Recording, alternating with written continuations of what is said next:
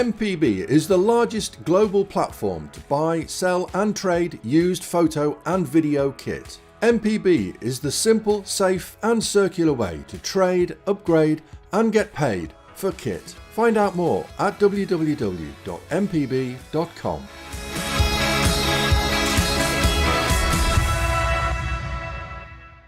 Hello and welcome to the AV Forums Movies Podcast for Monday, the 20th of March, 2023. Tonight, I'm joined by Simon Crust. Adrian! And Mark Costello. Evening all. Rocky, we're going to do some Rocky. It's going to be all Rocky tonight, basically. We're going to go for boxing for the first part of the movie, the podcast, and we're going to look at Rocky cleaning up in 4K, Creed 3 at the box office, and looking at what makes boxing movies work and how the formula has stayed fresh, or whether it has, or whether they just maintain exactly the same formula as it always has been. We're also going to take a squiz at Shazam 2 and whether that's the last of DC's dying breed. Dying embers. Yeah, well, we still got, I suppose, The Flash to go, the greatest superhero movie of all time. Apparently. Hey, that's what Tom Cruise said, you know. That's what everyone says. The movie we need, says Tom Cruise, which I'm pretty sure was Maverick. But and dinosaurs are back. Pleasantly surprised by 65. Best Jurassic World movie in a long time.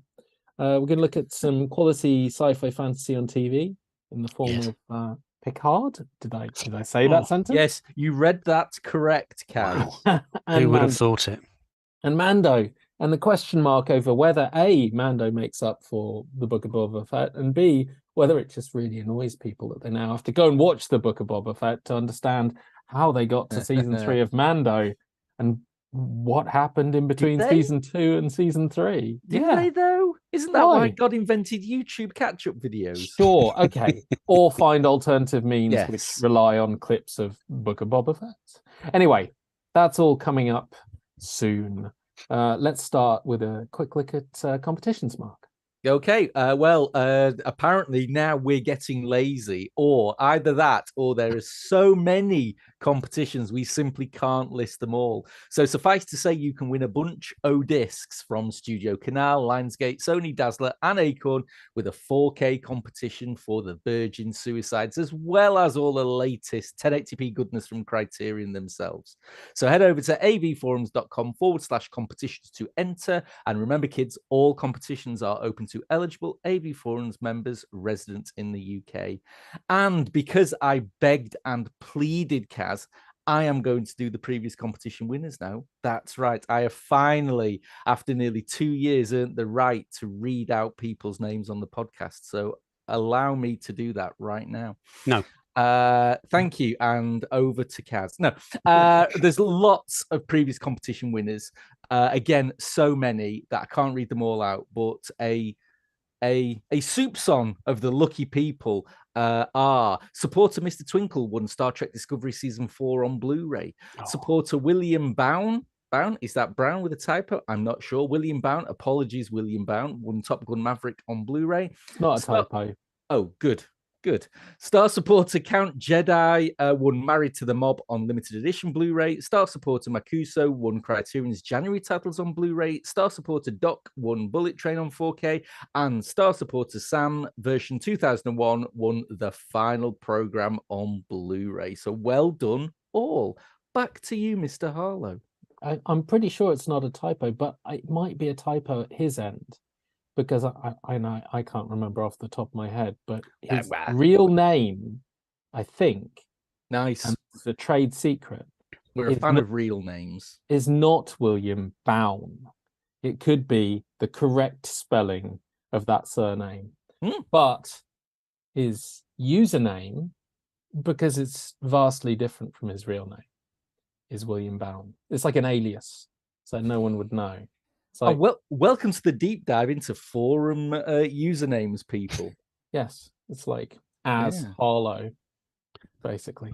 Or Cass. Yes. Yes, the famous Cass. The famous Cass with a double S. There's been lots of boxing movies coming out recently. at both ends of the spectrum. We've got going back to the beginning of the Rocky movies and going to the end, which is, well, not the end. Probably there'll be another 6, but the latest one, which is Creed 3, which is the 9th. We're up to 9. Yes. It is the 5, 9th one. 6, 7, 9. Yes. There isn't like a spin-off Rocky versus Jaws or something. It just goes all the way through. Rocky versus Rambo. Don't go giving them ideas. Yeah, they've already had them. So Simon's can tell us a little bit about the collection. I mean, from what I've read of your reviews site, I mean, it's great to have them, but it's a mixed bag, both in terms of how you felt revisiting the films and in terms of the 4K. But generally, at least they get the first one right. Generally, the first one is the best one, isn't it? I mean, this is the set here for those of you watching at home. For those of you who are not, I'm now showing you the box. Comes in a nice little slipcase like so. It's very thin. Very I noticed thin. that picking it up today. Just like me. It's very thin. No, but I mean, it's nice, isn't it? It is, because there's no Blu-rays in here. It's all 4Ks. So you've got 1, 2, 3, and 4. I'm gonna come to and then that on there later. you've got a blue. Oh, and they're not stacked either. Because I like that, but they've at least got a few extras. But I am a little bit aggrieved by the new pattern of 4K releases. Not to detour and to hijack immediately. 4K releases which don't have a Blu-ray disc, where it's just been we won't bother with the extras. Not Arrow. Arrow do this. They give you just a 4K disc with all the extras on the 4K disc. Last couple of releases, is it the Core, which is Paramount? Yeah. So the Core from Paramount.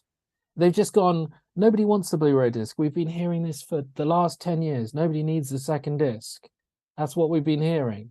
And no one's understood that, people have been saying save money. So they're still charging the same amount. They're still charging the but same. They're just not giving you the disc, so they're missing the point. And B, it doesn't mean they don't want the extras. They're just like, well, stick them on the 4K disc as a space. But instead, they're just going, just leave it out. No one wants it. Just leave it out, charge the same amount. So I'm not happy about that. I am happy about this 4K disc. They've got extras, right? They do. Well, the only one. Okay, so let's go into it, shall we? Rocky, the first disc, Rocky, does have extras on it on the 4K disc. It's got 3 commentaries, and Rocky 2 has no extras on it. Rocky 3 has no extras on it. Rocky 4 has a great extra, which is the second cut of Rocky 4, the recut version, Rocky versus Drago. So could you call that an extra? Probably. Yeah. So you actually get 2 films on that. So this is a 5-film set, not a 4-film set. It even says on the front here, look, right down the bottom there, includes that. And one of the, I suppose the star extra of the whole set is the only new extra that is available. Is the making of documentary, which is very, very entertaining watching, all filmed during lockdown. So there's only 2 people in it, which is 3 people if you include the cameraman, which is Sly Stallone himself, the guy doing all the digital manipulation on the film, which is very interesting to watch what they can do with it, because this must have been scanned digitally, because he was manipulating it, turning the film left, right, panning around, angling it. Yeah, just, what they can do, zooming in, zooming out, color time, all that stuff, all in the digital realm. Brilliant. And listening to his thought processes of why he feels he wanted to go back to it. I found it very interesting. He said he now feels he's a better filmmaker, that he doesn't make films anymore. Very, very telling that he's now out of it. I mean, of course he still acts, but he doesn't actively make films in the way that a director makes films anymore, which I thought was very interesting. He's too busy having fallouts with other people who do make movies. So, he hasn't got time to make his own movies. Could be. And tinkering, because following Rocky 4, he's going to do, well, the rumor is he's going to do 5 and 6. Let's be honest, 5 was the only one that needed it.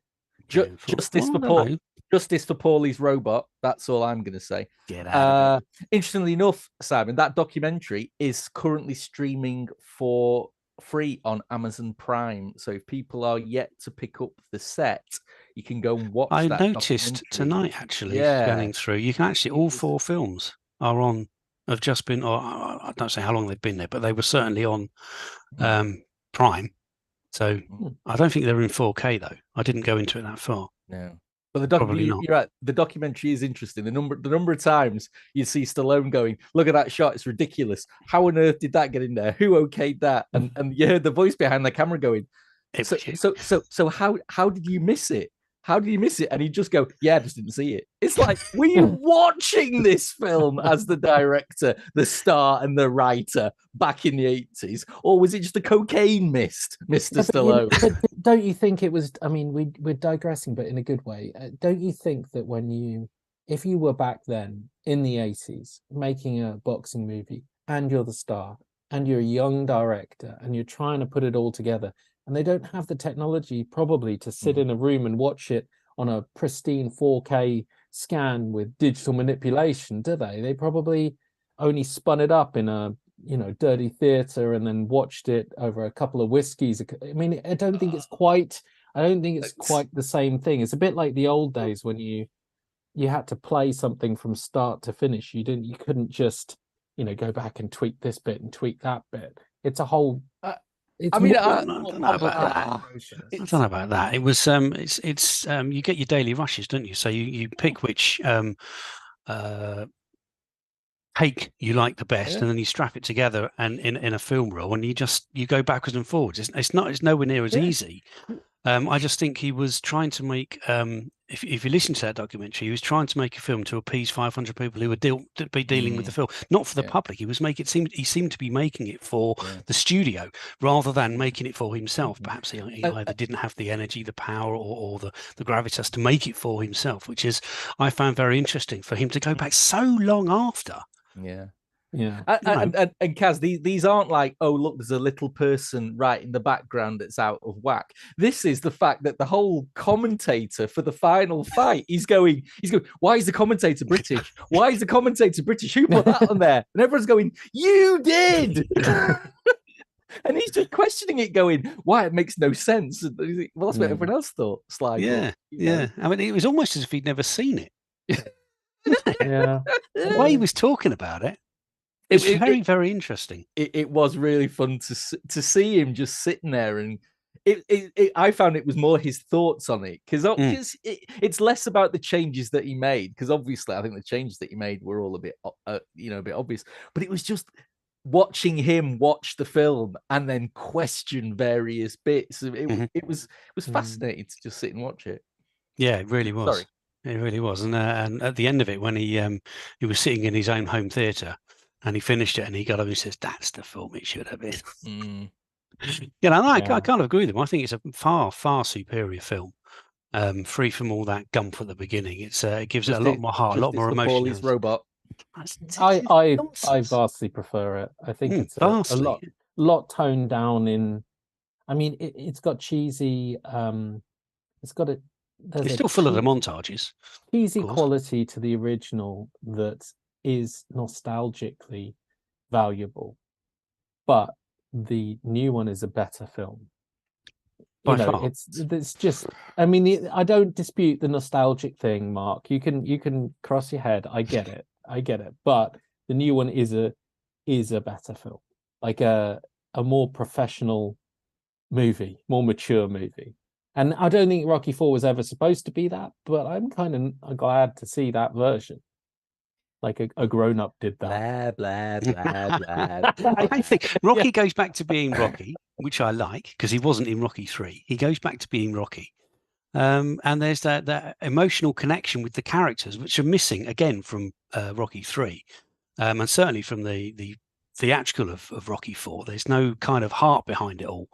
They try to do it, but I just don't think they get it. I just think the new cut is just vastly, vastly superior.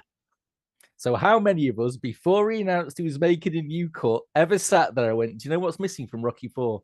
Emotion and heart.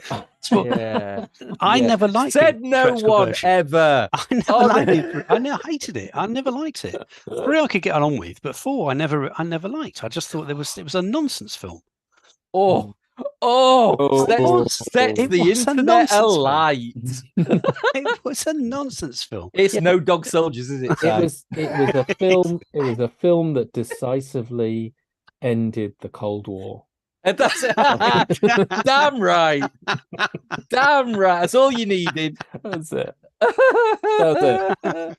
So just to summarize on the actual discs. On the disc. We're saying Rocky 1, 2, and 3 look great. Rocky 4. Okay, no, not quite. No, Rocky 1 looks brilliant. There's obviously spent the most time on that film. But I have to say, look, all the films. It does say on everywhere that I've tried to find, and on the PR bump, it says they've been remastered in 4K. That's the words they use, remastered in 4K. Nowhere does it say restoration. Nowhere does it say they've gone back to the registered film negative, rescanned it. None of that. It just says remaster. So these could be masters from, I don't know, 10 years ago, perhaps. Who knows? Whilst they look great, they could probably look better. So, because if they'd gone back to the original screen negative, done it properly as these things normally are, then I think it could have been absolutely spectacular. However, I think Rocky looks very, very good. It's got it still looks like film, which is great, and it's obviously had the most love in previous restorations. Sound is I preferred the mono to the or the down mixed stereo or whatever it's supposed to be. I preferred the 2-channel as opposed to the 5.1 channel. The Rocky 2, the picture is on par, not quite as good, but very, very close to. Again, I think I preferred the 5.1 to the 2. To the monotown track on that one. Again, it's supposed to have some kind of audio issue. If there is, it doesn't spoil the enjoyment of the film, so I wouldn't even consider that. Rocky 3, I think, has actually been treated the worse. There's some. I mean, I don't mind grain. I'm very, very happy to see film grain on a transfer because it gives it that filmic quality, makes it look good. Makes it look alive. But there are times in Rocky 3 when it just looks horrendous. I mentioned in the review that there's a very, very dark scene. I can't remember exactly what actually happened in the scene, but it's incredibly dark, and it looks like there's a big star fill going on because you've got the HDR is picking up on the grain and making it shine, which clearly shouldn't have been there. I mean, if you're going to have grain and darkness, it shouldn't be sparking at you. And there's the scene on the beach where Rocky looks clean, fine, brilliant. Adrian looks like someone's got a paintbrush and painted all over the screen. It looks really quite awful. So that could have done with just a little bit of a little bit of looking off, a little bit more love. So that's probably the worst picture of them all. Rocky 4, by contrast, is the best. This is the theatrical version. Is by far the best looking picture on the set. It's fantastic. Beautiful colors. The grain looks brilliant, and its detail is immense. It's fantastic. But when you come to the Drago cut, they've narrowed the screen, so it's 2.35 to 1. That in itself isn't a bad, so it's reframed, but they've ramped up the old DNR, and that's immediately obvious because, I mean, it would be even if you hadn't just. I mean, I had just watched all 4 films, one after each other. So it's immediately obvious to me, but you would anyway. The grain is practically gone. Some people like that. I think it kind of kills the picture a bit. And there was one scene, the montage in the car when he's driving away from Adrian, where he looks, all the details gone. It's a bit of a shame, really. So I think that's probably the worst picture based on it's no longer a natural filmic image, right? Yeah. Some people will think that's the best picture because it's a lot cleaner than the others. Yeah. And the sound on the Drago cut is again by far the best. The 5.1 is very, very detailed, very, very good. Nice heavy bass. It's really, really good. Poor old Mark there. Thank God he turned his mic off, eh? And then you've got the extras disc. Then you got the extras disc, which most of the stuff is from years and years and years ago. It's all SD stuff. upscaled to 1080p, so it looks a bit naff. The 4.3 stuff, the 1.33 to 1 stuff is squashed this way, squashed horizontally, so it looks unnaturally stretched for some weird and wonderful reason. Everything in 1.78, that's all fine. And then you've got obviously we've already spoken about it, the making of documentary, which is phantasmic.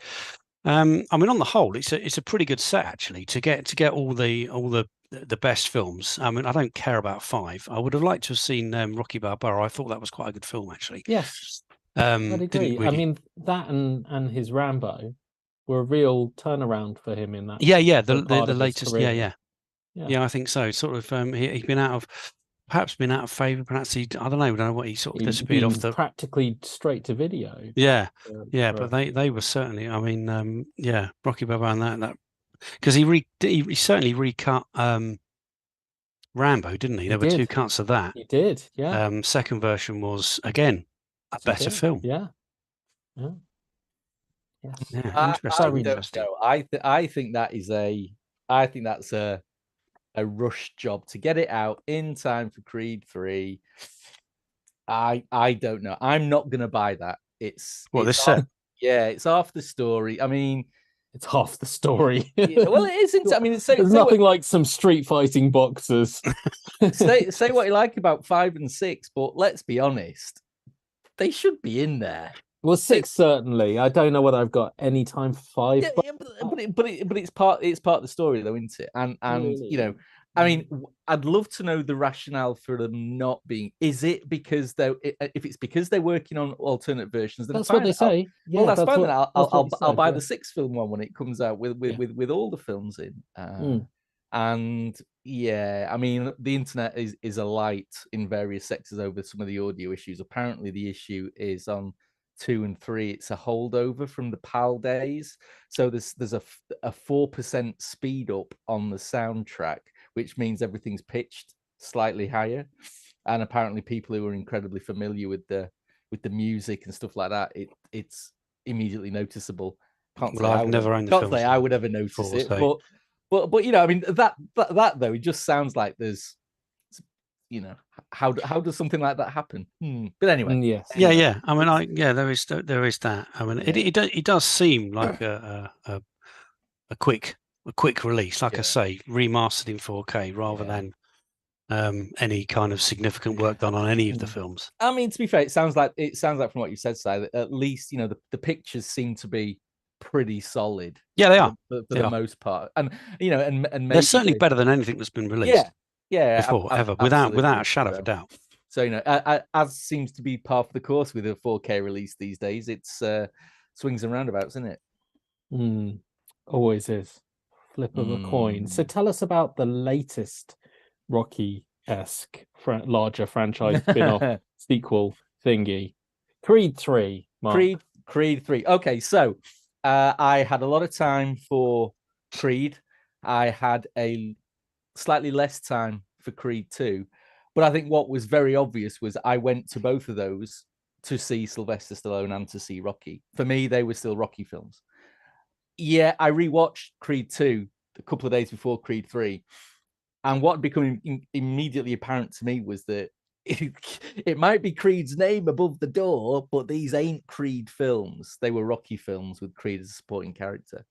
And whether or not all this kerfuffle that's going on between Stallone and Irving Winkler and all that kind of stuff is going to benefit the franchise or not, I think the Creed 3 immediately benefits from not having Rocky in it at all. It lets Michael B. Jordan and Adonis Creed be the stars of the show, something they really weren't in the previous 2 films. So for me, I know a lot of people, and myself included, I was very trepidatious going into it without Rocky. But immediately it feels like a Creed film, which it needed to. And I thought, what was, you know, throw in, you know, the star of the moment, Jonathan Majors, as his a long lost pal from the hood, and through a number of flashbacks, you find that there was an incident both when Adonis Creed and Jonathan Majors' character Damo We're very young. There was an incident that resulted in Majors' character going to spend nearly 20 years in prison. Majors comes out of prison, returns back to the neighborhood, and he wants what he felt should have been his 20 years ago, which was a shot at the big time. Now, what's really interesting about it all is that everything seems just a little bit removed from all the usual pizzazz of the Rocky and the Creed films. There's no, at this point, Creed is no longer fighting. He's retired. He's now a promoter. He's a gym owner. He's responsible for bringing the next generation through. And so immediately there's a bit of distance between the characters and the boxing, which again gives it its own slightly different feel. And for the first half of the film, it was a fantastic look at these two characters. Adonis Creed is left boxing behind. This blast from the past has come back, and he's trying to deal with how he feels about that, his own part in what happened to this kid. Majors comes in, and he's a really interesting. He's not even an antagonist at this point. He's just a really interesting character. He was obviously a very good amateur fighter. He's not coming back and asking for money. He just wants to come back and he just wants to box. I mean, he says he wants a shot, but obviously, he needs to pay his dues at this point. And for the first half of the film, it's more of a fascinating character study between these two people on almost like the fringe of professional boxing. Suddenly, then it turns into certainly the narrative of your typical Rocky film, except it somehow makes even Rocky solving the Cold War single-handedly seem not as far-fetched as what happens in the second half of Creed 3. Title shots appear to just come and go, on a whim. People who've never fought before seem to suddenly become, professional unified boxing champions of the world. It's ridiculous. Majors stops being an interesting character and becomes a sneering villain, and so you lose most of your interest in him. But thankfully, Johnson brings it back round in the final act for what would be, the usual nuclear fight that ends all of these films. But he brings some really interesting little stylistic touches. So, the fights that take place in a packed arena suddenly are emptied of people, and the focus is on just these two people, and it becomes about these two people fighting not just each other but their past, and it's done in some interesting visual ways. So ultimately, I really enjoyed Creed 3. I enjoyed Creed 3 because it felt like the first Creed film. Michael B. Jordan took Creed in some interesting directions, not having still be the champ of the world. I thought was an interesting and brave decision, but what it also did is it let some of the melodrama that surrounded him, some of his family issues, his daughter struggling with her own deafness, Tessa Thompson's Bianca struggling with her deafness as well. That all felt a bit more of an organic part of the story, as opposed to something you just need to get past to get to the next training montage or the fight scene or something like that. And I really enjoyed it, even with that narrative dip and some of the narrative. It seems churlish to bemoan a Rocky film about being far-fetched, So I really enjoyed Creed 3. Based on a real story, though. Is it? Rocky is. I was going to say, yeah, allegedly. So Creed 3 for me, it was on a par with the first Creed film, better than the second Creed film for me.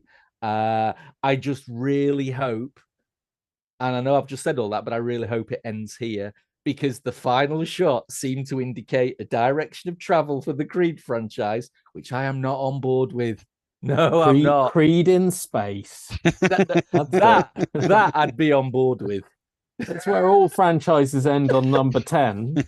So it's definitely got to be. This is the 10th Rocky Creed movie. It's got to be space. Nice. Sold. Yes. Creed punches a planet. Nice. Why not?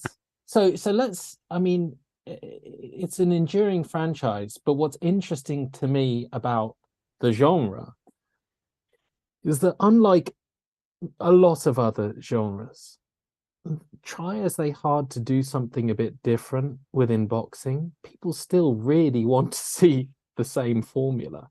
And I don't get me wrong, they do spark it up. They have a little bit of something going on in the background, but in crime, for example, they had a decade of cops versus robbers, and then a decade of telling the robbers' side, and then a decade of corrupt cops and good cops, and then a decade of corrupt cops but as anti-heroes who are slightly better than the criminals they're chasing. I mean, they found ways to evolve the formula. Now, for boxing, I mean, they've made a lot of different boxing movies, and there are different ones. Like an early one is Raging Bull, which doesn't follow any kind of normal formula for a boxing movie. I mean, it's nothing like any of the Rocky films. Chaplin in City Lights. There you go. Yeah. So there are exceptions, but by and large, thinking about things like Bleed for this, thinking about maybe Southpaw, some of the ones where I think they've thought, well, let's do something a little bit different and show, the destructiveness of the personality behind it, or the implosion of someone's life, or trying to tell a slightly different story. I don't know whether they've ever had real success at doing anything other than your Rockies and your Creeds, which is why you come back to your Rockies and your Creeds. Oh no, I'm not saying there aren't exceptions. I'm saying that we keep coming back to the same formula in a way that no other genre appears to do. But I suppose you could think of it that boxing movies are almost like the ultimate distillation of cinematic drama. Get me? Because after all, 99% of all films involve conflict of some kind, but it's conflict, it's drama, and you don't get much more conflicty than two people beating 7 bells of crap out of each other in a boxing ring. So the sport lends itself to drama, to spectacle, to action. I think it's just one of those where you could argue that it's the purest distillation of what we go to the cinema for in some degree. But it's always got to end the same way, doesn't it? It's got to end one of two ways. You win or you lose, right? Yep. And along the path, you've got to either win or lose. So, I mean, it's just a matter of flipping a coin on each of those different stages. And what I'm saying is that the ones where they've tried to do something different, like someone, I don't know, gets into a car crash and it's in the middle of the movie and has to be rehabilitated, or loses everything in his entire life and has to build himself back up to be a fighter, back to basics. I mean, they've tried to do something different. They had The Fighter, which I thought was an interesting one because it was, I found Christian Bale's character in The Fighter very interesting because he was clearly very able, but whereas obviously it was Wahlberg as the fighter, but like Christian Bale's brother was the one always taking the fall with the police, always getting into trouble, but he was also a really, really good fighter secretly, and he was like the flip side to the coin. I mean, I suppose how many boxing movies are actually about the sport, and how many it's just a nice backdrop, and the bulk of the drama is the lives of the fighters. Like you said, if you go to see, I mean, one of my favorites is $1 Million Baby. Now you could almost argue there that guess what, the boxing stops halfway through for a very good reason, granted. Yeah.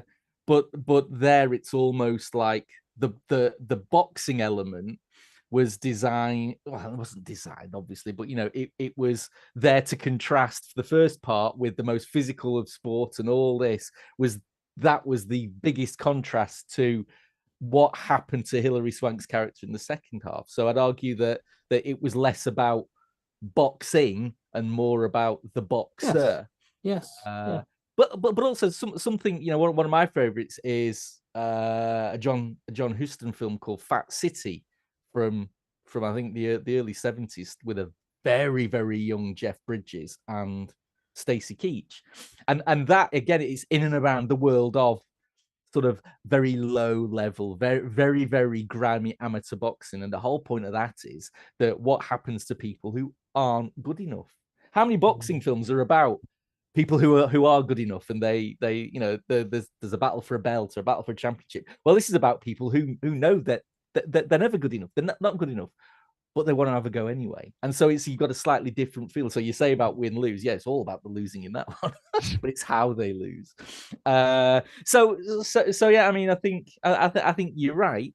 I think that the reason why the films are so tropey is, for me, the sport not only lends itself to, it ticks all the cinema boxes, but if you think about the sport, there's not a lot to the sport. I say that, you know, Yeah, I don't mean any disrespect to it, but the sport is two people in a ring and they hit each other. You know, there's nowhere else for the camera, for the film, for the drama to go. It's there, and it's only there. So I think it's one of those where form follows function follows form kind of things for me. I mean, yeah, I think you're right. It comes down to how they do the characters. I was gonna shout out Ali, which I secretly really, really liked. And I know that it gets a lot of flack, but I know that a part of the reason I like it is because it's almost like more time with Muhammad Ali in his prime. And no, it's Will Smith, but he does some great, fantastic Ali classic comments and lines and impressions. And it's got a lot of heart to it. But the truth behind that is that better than it is actually Rumble in the Jungle, which was the Ali sort of documentary. And you're talking about building up of characters. That in that movie, the fight itself was possibly minutes long at the end. Yeah. But the build-up was tremendous. Looking at, Ali getting back into shape, looking at the size of his opponent and what he was really facing, looking at like the hearts and minds that he captured when he was so nice to people versus his opponent being this dog protected antagonist. I mean, it was very nicely put together. Yeah, it was. And that was more interesting in a way, because when you finally got to the fight, it was what the hell is going on here? It had that whole build up. So maybe that's what comes down to it. I just find it interesting because in terms of boxing movies, I mean, I suppose they've come close. Maybe they could get it with things like, I mean, I watched that Tyson show on Star, Mike, which comes close to providing an outright anti-hero as a boxing hero, like not hero, protagonist. Yeah, that's not very common in boxing movies that I can think of. I mean, you got Raging Bull, but it's not great to follow a guy who hits people for a living who isn't very nice. You have to give him a heart, otherwise you immediately lose the viewer. But they do it with Mike, but I suppose it's less about his boxing. But it is an interesting genre to me because they can't dabble with that personality. They can't make the anti-hero cop Vic Mackey or Denzel's Alfonso from Training Day. They can't make that into a boxing equivalent, not as easily, because I'm not sure you'd be really rooting for this guy who's just a beast. But yeah, I mean, you are right about the background, and that's how they really make them interesting. I just find it interesting that the formula's going. We're on the 9th movie, and you're saying this is the first Creed movie. It could be the first of many more Creed movies. I mean, let's hope not. He's still got to solve the next Cold War. But, but before we go off this, but again though, but I think you look at Rocky Balboa as a character in the 2 Creed movies, right? He's not boxing. He's old. He's broken. He's knackered, and yet he is possibly even more compelling as a character, even more engaging, even more heartwarming. I mean, let's be honest, that bit in Creed where they're running through the streets, where he's to go to his bedside in the hospital while he's receiving treatment, let's be honest, big man tears were flowing at that. Huge man tears, right? So that to me is testament to the power of the character. Now, whether or not he's a boxer or he's an ex-boxer, the boxing is almost the irrelevant part. It's the character, and that's the beauty with Balboa And I think that if they can do something like that with Creed, fine, then I'll be here for 9, 10, 11, and 12. But if they don't, I'm not going to. It needs a 20-year gap for them to achieve that. He's always going to get drawn back into the ring for one last fight. It's only going to end one way. They should be really daring. They should flip it and have him lose at the end of a movie. What, like the first one? Exactly, is what I'm saying. Exactly, they should do it. Well, actually, it's not just the first one, is it? They did it in Balboa as well, which that's true. Thought they did it very effectively in both of them. On Balboa, and it's not to spoil things for the 5 people who don't know this, but there is a alternate cut, and where he wins, he wins by points. Just doesn't need to be that. He's a retired old man. Seeing him train and seeing how calcified his bones are and how they're teaching him to fight in a different way because he can't do the same things he did when he was younger. And seeing him come up against someone so much younger, he had to lose. But the point was, he did it so impressive. Grace. Yeah. Yes. Not grace, but just losing with style. Yeah, sheer spirit to get up and do that at that age. I mean, it was, he was a restaurant owner and he went back into the ring and stood a chance. It very much brought it full circle to the first movie for me. But I do wonder whether they can put that in a movie. He did it twice. Whether that might make one of these movies more interesting. True. So what you're saying, Kaz, is that he was a bit of a dinosaur. Nice. Do you see what I did there? Massively moving the thing on from boxing onto other stuff. You I don't like even that? talk about boxing for the whole evening. No. So a film came out, and none of us were ready to go and see it. It was called 65. It had Adam Driver in it, and I don't think any of us were interested in what it had to offer. I'm not sure I got past the first 30 seconds of the trailer without thinking After Earth. And it looked like a little bit of a low budget kind of Jurassic Park spin-off thing. I don't know. I mean, I like Driver and stuff that isn't big budget, but this didn't draw me in at all. And then the reviews started coming in saying it's actually pretty good, and I saw it and I really enjoyed it.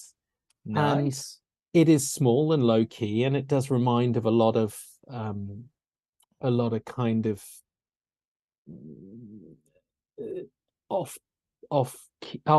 alternative sci-fi movies of this style. I mean, someone in the comments mentioned Enemy Mine, the Dennis Quaid. Banger. Yeah, banger. Exactly. There's lots of vibes to it. I think our very own Tom has got huge problems with it. He thinks it's horrendous because he can't get on board with the dinosaur logic. He's somehow turned into Ross from Friends and has decided that basically it's just not allowed if you don't get the dinosaurs right. Yes. It's just not. And believe me, for anyone watching who needs the dinosaurs to be right, this doesn't. It doesn't. They're all made up. They're all those lizards you got as a kid from the shop that look like they could have been a dinosaur, but they're knockoff not. Toys. The knockoff toys. They're all the knockoff toys you got that did the best chomping when you got home on your other action figures. Okay, they're great. They have like spines and teeth, and they always look like they're going to kill you. Which is what you want. That's all they have to do. Yes, and they are. It's definitely the Geiger's dinosaur land. Nice. But I mean, I really enjoyed it. It's for starters, it's like 82 minutes long without credits. It's like blisteringly lean, to the point where the pre-credit sequence is in another movie, like a Jurassic movie, would be the first hour of the film. It lasts like 11 minutes, and it tells so much story that you can just imagine them in the editing suite going, there's no words being spoken in this and there's no action, cut it out. It's like cut, Brilliant. cut, boom. It moves very, very fast in that bit. I like Driver in it. I like the setup and the slow kind of unfolding of the minimalist backstory that's going on. I like his companion in it and the brief moments of heart that come from spending time together. And I like the simple survival nature of it. It's just a small scale survival movie on a planet that happens to have not dinosaurs on it. Nice. Yeah, I had a lot more fun with it. It doesn't have there is no insert name here corporation who are secretly cloning the dinosaurs in the background. Not yet, but give them 64.9 million years, Kaz. Just you wait. They'll be there. Yeah, I mean, it's got none of that. It's got no desire to insert old characters to give them nothing to do in order to rekindle the franchise. It's got no baggage. Basically, they could just tell a survival story with some dinosaurs in it and some ridiculous moments, which are great. I want to see it just to see if Adam Driver actually is the cause for wiping out the dinosaurs. In real life. Does he take his top off? That's all I want to see. Does he take his top? No, but you can still tell he's got a very strange. Like, does he take his top off? What? That's where you go and see an Adam Driver.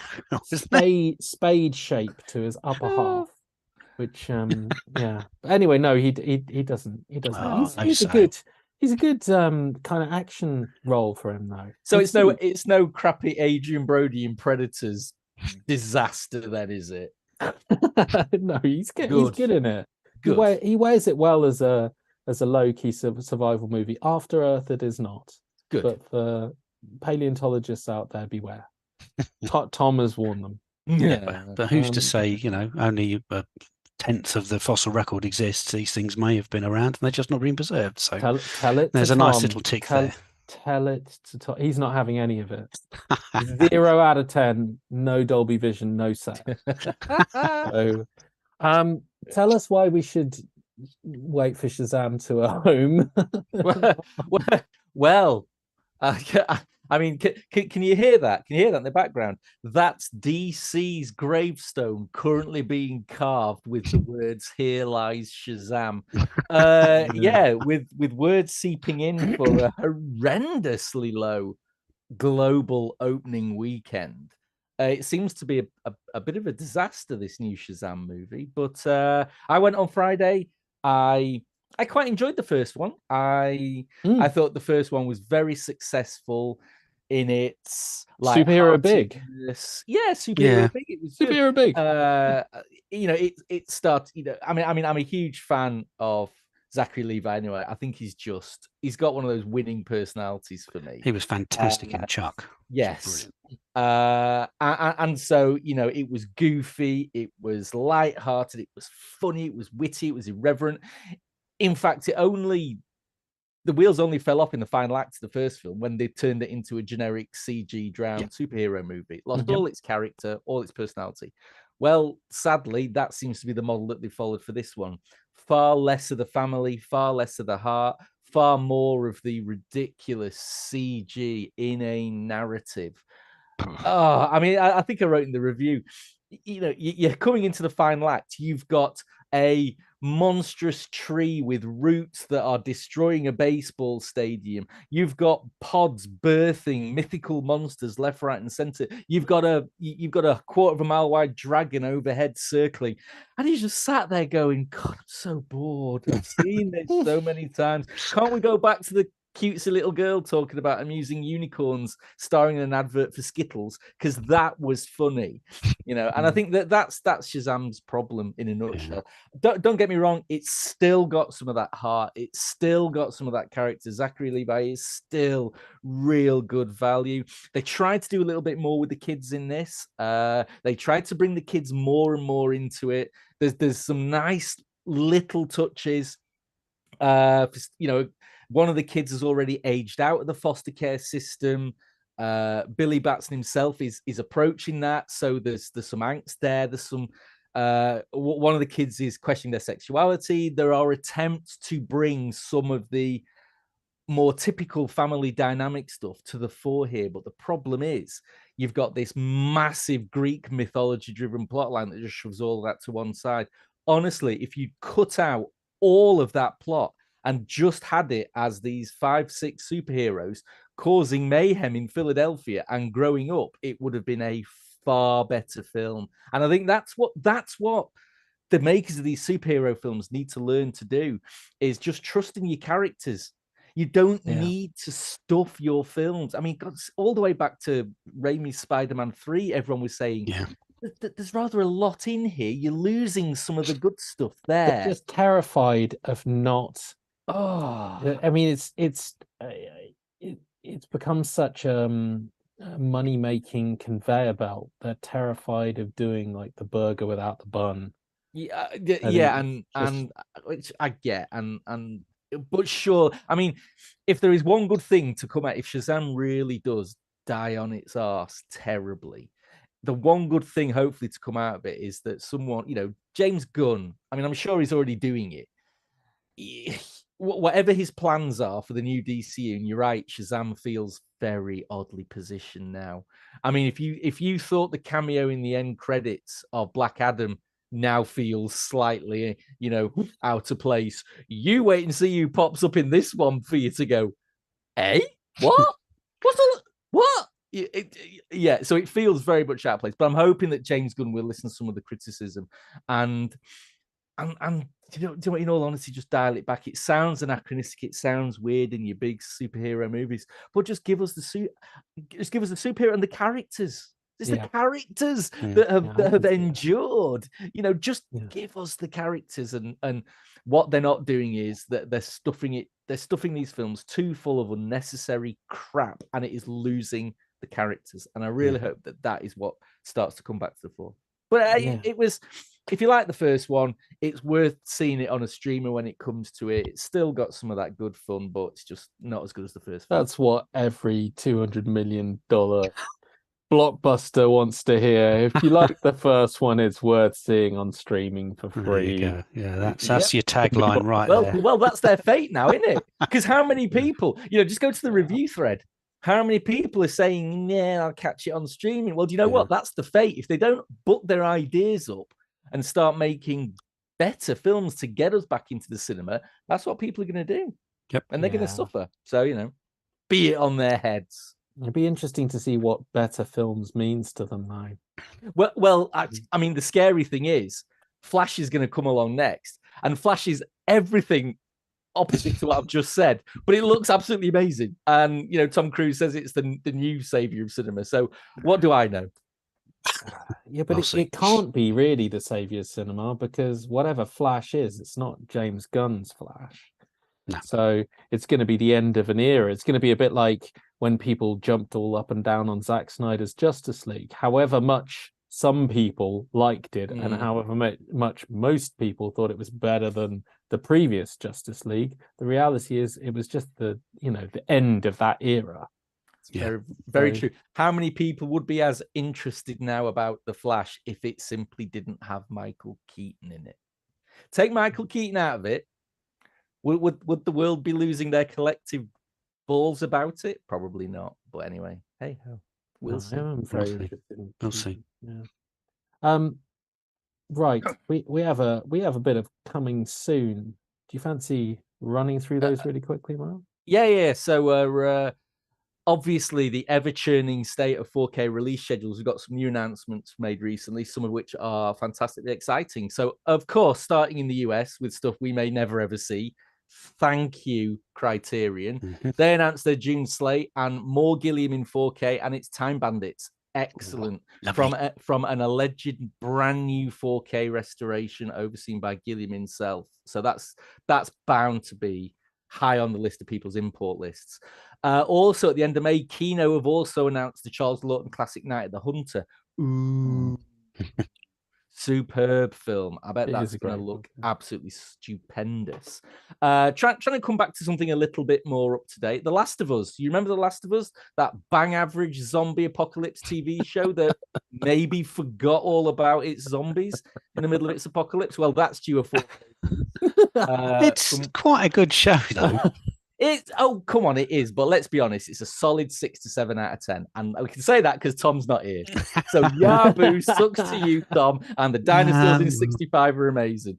Anyway, it's pretty powerful stuff. I agree that they'd forgotten all about the zombies. Exactly. You know, you can't have a zombie show without the zombies. I mean, that's ridiculous. But the dynamic between those two characters, we're talking about characters, is pretty good, particularly the last line of the last episode. I thought that was pretty powerful. Which is very powerful. Which you know, like you say, two people talking is exactly what we want from our shiny 4K discs in Dolby Vision and Dolby Atmos. So you're right. It looks good. 4K in Atmos, it looks good. I don't know how you guys have. No, I've watched it on Now TV, so it looks. Yeah. All right. It looks terrible. No, it looks and sounds pretty good. I watch it on Now TV Boost, so it looks better than terrible. Just saying. Better than terrible. Right. There's your tagline. Sweet. Right. Paramount. Good old Paramount, who love to keep us guessing in their new game they play with us punters, which they like to call 4K quality roulette. Is it going to be a good one? Is it going to be not? Ooh. Anyway, the latest one of that is the remake of The Italian Job, which is coming on May the 15th. I mean, that in itself is 20 years old. Good. I think it's going to look tremendous because... Yeah, but who cares? No, exactly. That's why I think it's going to look tremendous. No one's care. It's going to look tremendous. Exactly. So Indicator, they're yet to hit the ground with their first two 4Ks, but they're keeping the Euro sleaze coming in all its 4K glory. We've got a little known but highly regarded giallo called Cold Eyes of Fear coming, and a film that, well, quite frankly, it's so Euro trash it would probably make Jean-Paul Gaultier blush, with a description in the marketing, and I quote, a delirious masterpiece of erotic horror. Pre-order day one there, called Black Magic Rites. They're both coming at the back end of June. I that one. Arrow are upping their game considerably because, again, more Gilliam here with Fear and Loathing in 4K on the 22nd of May, but they've also got Cronenberg's absolutely hat stand Naked Lunch coming in the middle of April. Si, do you have the check discs of that? I have the disc for that, yes. So nice. I will be looking at that maybe tomorrow. Nice. It'll be up for early access certainly within the week, I think. Fantastic. However, although typical with Arrow, what they give on one hand, they take away. And while we're getting those, Arrow US are getting only the ruddy last Starfighter. I mean, could you imagine that those 17p computer graphics upscaled to 21 rubber masks? Oh, it's going to look amazing. And finally, 88 Films are going to try and put their recent 4K burps behind them, shall we say, with more Italian trash to pieces, with Ark of the Sun God on 10th of April and classic zombie schlock Burial Ground on the 29th of May. That's it. That's your lot. It's quite a thing, isn't it, when a format reaches Ark of the Sun God? Yes. I mean, it's quite a thing. I mean, in other news, there's the Avatar producer, didn't he chip in and say that this is the year? I mean, we're getting them all. This is the year we're getting them all. True Lies, Titanic, the original Avatar, and The Abyss in 4K. Apparently. Yeah, but did you see that? Because it was Bill Hunt from the Digital Bits that kind of ambushed him at a press thing. Yeah, he just kept saying, Q4. What was it, Q4 or later or something? He just kept saying it. Everyone, Q4, Q4. I mean, I'm sorry, I'm not taking that to the bank. That's classic. No, I think you're right. Leave me alone. Responses. It's more promising than anything else. More promising than someone who's ripped the HD stream of True Lies and stuck it on a disc in Spain. Well, it's True Lies is on Disney at the moment. It is, yes. I know that because I watched it just the other day and I thought, I remember this being pretty good. And I was right. It's still pretty good. It is. It is very good. Yeah. Yes, I do have a lot of time for it. And I must make time to check out the series, which is supposed to be absolutely horrendous. Talking about TV shows, we got a brief moment for you to tell me why I should be watching the third and final season of Picard when I didn't get past the first episode of season 1. Oh, man. So, Mr. Crust, how are you? Where are you with Picard Mate, season 3? I'm up to date, and I hate it. I hate it.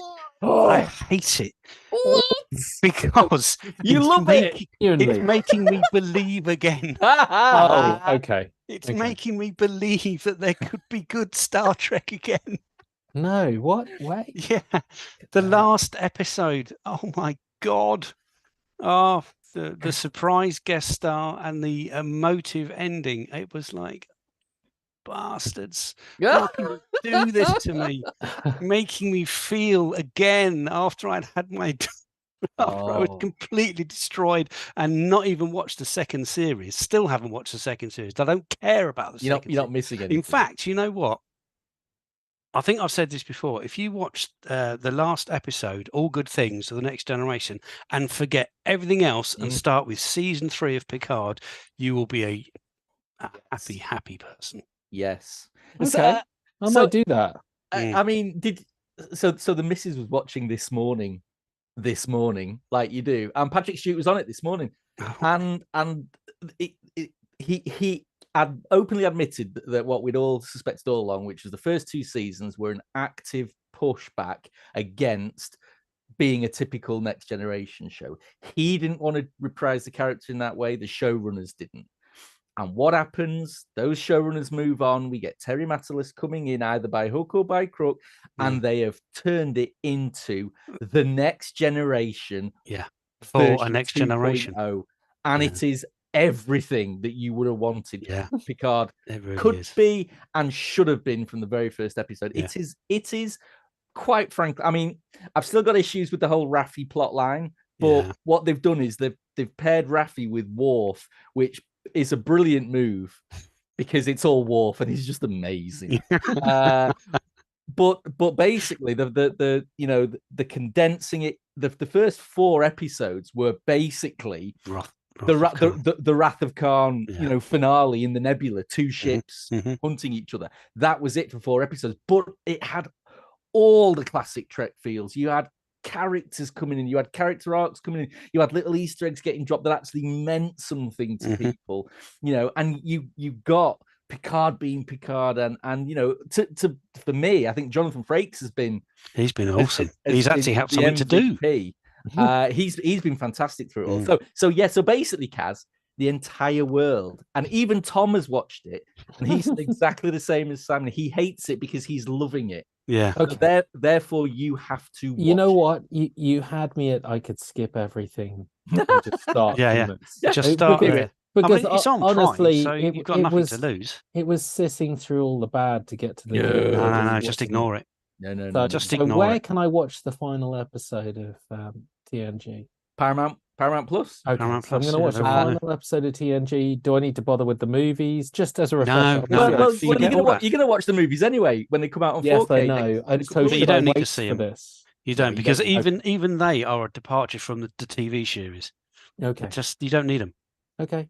I'll do All Good Things. Episode. Picard season 3. Get and watch. Forget everything else in between. Okay, that's my mission. That's my mission. But tell us about some other TV, Kaz, that we may have missed. Mando. We'll really quickly say Mando's good. Yeah, it's all right. It's all right. You know what? I have time for pretty much all things Star Wars. Even not Boba Fett. Boba Fett. Sure. Yeah, I even had time for that. Even though it was pretty dire and they got everything wrong.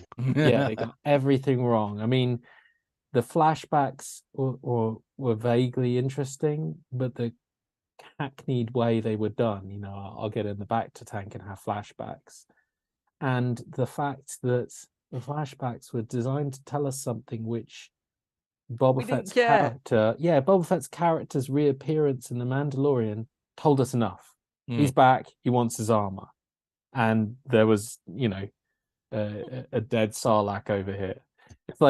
It's like we don't need the detail of what took place there. I don't need it. And actually, the modern Boba Fett was the worst crime lord in the history of Star Wars. Yes. He was like the Jar Jar Binks. It was like when Jar Jar Binks became like a Senate representative. Getting Boba Fett, it turned him. I mean, he was just terrible. He was a terrible crime lord, made no money, wasn't in the least bit threatening, constantly getting ambushed. Didn't kill anyone. I mean, rubbish. I mean, he was pretty rubbish considering his heritage. So it was a disappointing story. The guys on the bikes, they were disappointing. And then all of a sudden, someone went, oh, we'll know how to get people to watch this. We'll stick key events in The Mandalorian into Boba Fett, to the point where if you go into The Mandalorian season 3 and haven't seen, or as Mark quite rightly said, like watched a YouTube video of the intervening happenings, you won't have a clue how you got from the end of season 2, which was pretty tear-jerking, to the start of season 3, which isn't. It's like what happened there? So it's nice to have Mandalorian back. It's frustrating to know that you have to watch key chunks of Boba Fett to get there. It's only episode 4, isn't it? I think it's a couple of episodes, and possibly the last episode. But anyway, go to YouTube and get a catch up. Don't bother watching. But I really enjoyed it being back. I'm only one in. I've been saving them. I'm 3 in. Yeah, I'm up 3. today. I'm up to date. I'm 3 as well, and I have to admit, the last episode, it felt there was a real hard cut to a secondary storyline, which it's a bit weird when you're watching it. Again, if you go to YouTube and find out why they've done that, then it kind of all makes sense, because it's leading to where they want to go by talking about what happened in the past. But it was such a shame, because you had, the last just episode, getting good, It began with that kick-ass sort of TIE interceptor. Sorry, spoilers, Kaz. It kicked off with a fantastic TIE interceptor scrap, and suddenly, after about 10 minutes, it hard cut to political machinations and refugees on Coruscant, and it's like, wait, what? What? Hey, where's my TIE interceptors, man? I want them back. Well, I'm sure it'll come good. It'll probably come good in a couple of days. Is hoping. Yes, and I don't have to wait for it because I haven't watched it yet.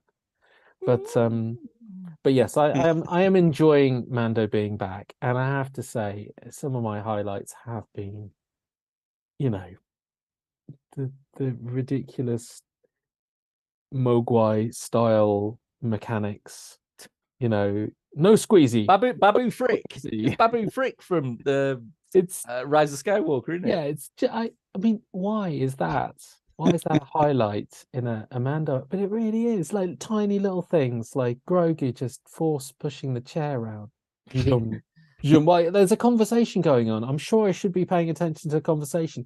He's sitting, probably like my own kid would sit in a chair and spin, and he's just pushing it, and when it stops the momentum, he's pushing it again. That's it. It's just like that's the little things, Kaz, isn't it? It really is. Or the little droids that were carrying the trail, his big robe, carrying the tails that bring around on the stairs and really struggling to keep up with him. It's just so I'm enjoying it being back. It's good. Yeah, it's nice. It's got a lot going for it.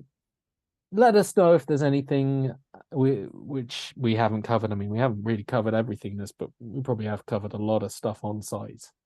And there is more to come, but not Agent Elvis, which is sounding terrible, apparently, Mark. Don't watch Agent Elvis. Three thumbs down. 3 thumbs down. So coming soon, couple of weeks, where Simon's going to be doing Naked Lunch. I am. You should see it. Ooh, yeah, Mark. Is he going to do it naked? Hey, just don't dribble. Let's not. I mean, come on, family hour. Sorry, Mark's going to go on a Texas Chainsaw Massacre in 4K. Thanks. The only way to do it. Yeah. I'll be watching all 6 hours of the latest John Wick movie and loving every minute of it. And Tom, I'm betting good money he's going to go and see a Dungeons and Dragons movie with Chris Pine and a fiddle. Can you imagine if Tom comes back and scores it an 8? I'm not going to let him Eruption. review it. No, let him review it. No. Hang him out to dry on the forums. Come on, forumites, do your job. When Tom loves Dungeons and Dragons, just remind him in the thread of every single other film he is crapped on. Such a great high. Oh, it'll be a joy to behold. I'm getting my popcorn ready already. It's got no realistic dragons in it. two thumbs down. Right.